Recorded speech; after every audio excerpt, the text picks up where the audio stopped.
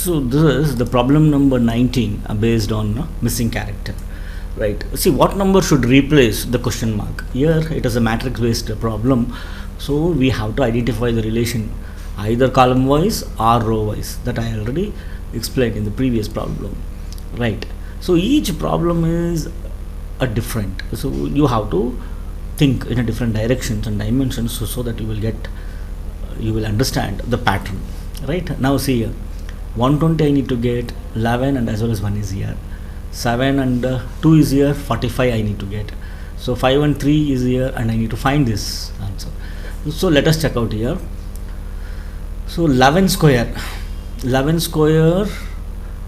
which is going to be 121 minus 1 square, that is 1, that is 120, right?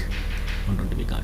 So similarly 7 square minus 2 square, 7 square is 49 minus 2 square is 4, which 45 we got. Now the same way we will go, see 5 square minus 3 square, 5 square is 25 minus 3 square is 9, which is going to be 16. The answer for this question mark is 16. The answer is C here.